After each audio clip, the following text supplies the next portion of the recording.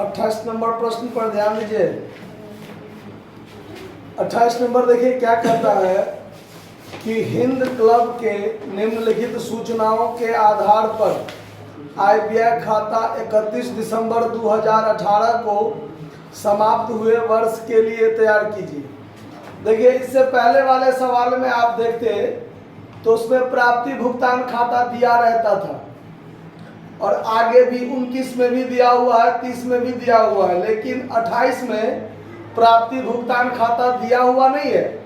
सिर्फ सारा बात यानी प्राप्ति भुगतान खाता में या अतिरिक्त सूचना जो होता है वो सारा बात दिया गया है और कहता है कि आप आयव्यय खाता बनाइए।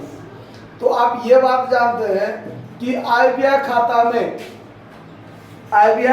में वर्तमान वर्ष का मद होता है, चाहे नगद हो या उधार।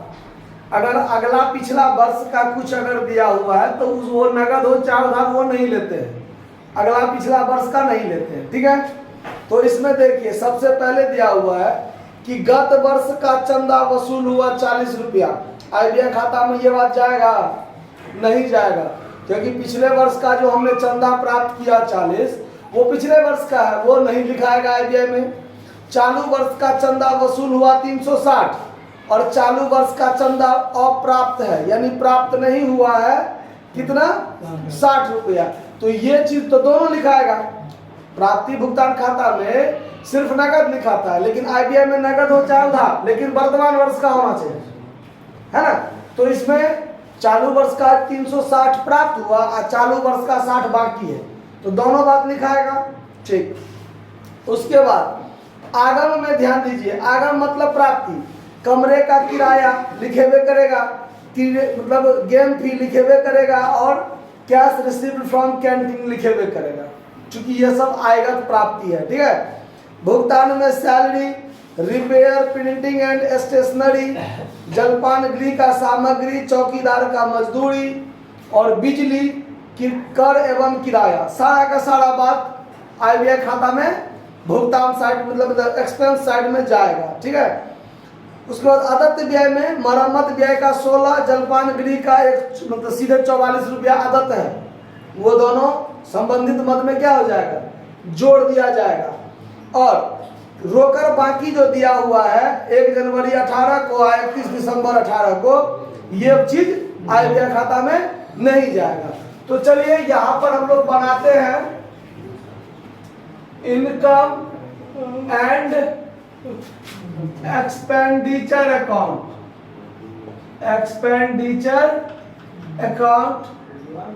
फॉर द ईयर एंडिंग 31 दिसंबर 2018, ठीक है।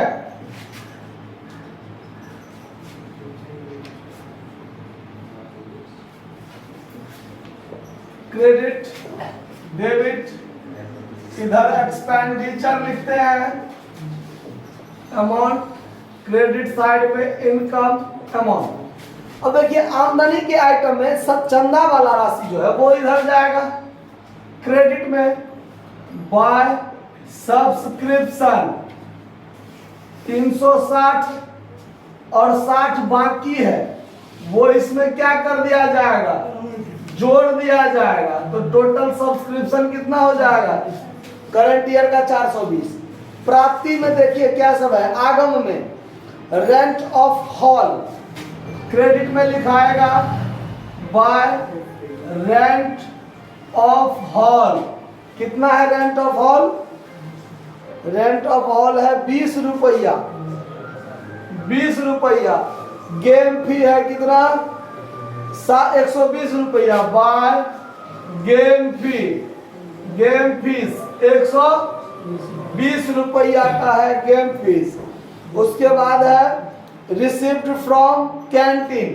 Receipt from canteen by receipt from canteen कितना का है?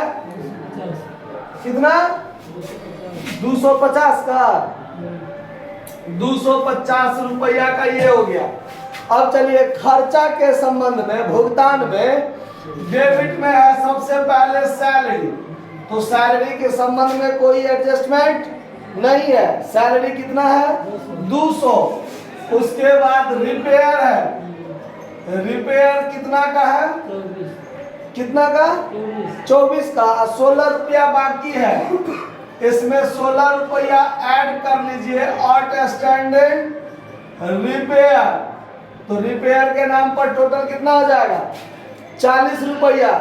प्रिंटिंग एंड स्टेशनरी 60 रुपया का है, तो प्रिंटिंग एंड स्टेशनरी कितना का है, 60 का, इसमें कोई एडजस्टमेंट नहीं है।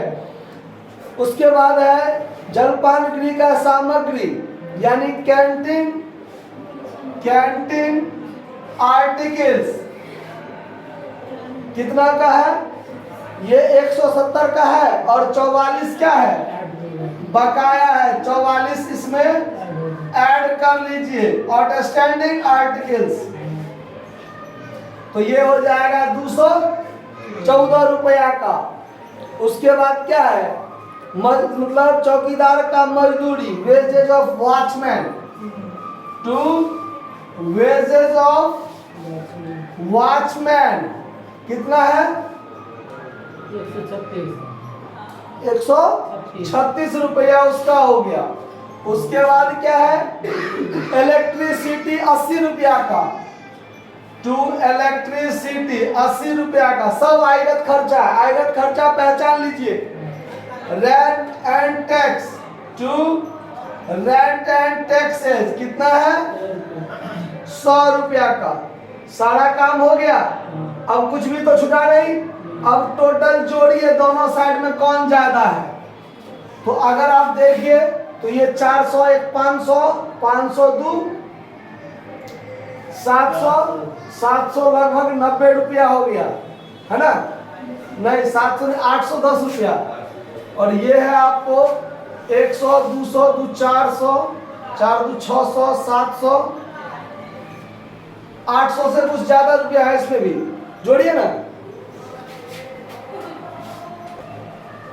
देखिए इस साइड का जोड़ 830 होता है और इस साइड का जोड़ 810 होता था, तो 830 को हम लोग क्या करेंगे, दोनों तरफ रखेंगे और 20 रुपया क्रेडिट में घटा तो ये डिफिसिट हो जाएगा। क्या हो जाएगा, डिफिसिट। और कॉस्ट में लिख लेंगे excess of expenditure, excess of यानी एक्सपेंडिचर का अधिक हुआ ना, तो excess of expenditure over income यानी इनकम पर यानी आय पर व्यय का अधिक हुआ है, इसीलिए ये क्या हो गया, कमी हो गया।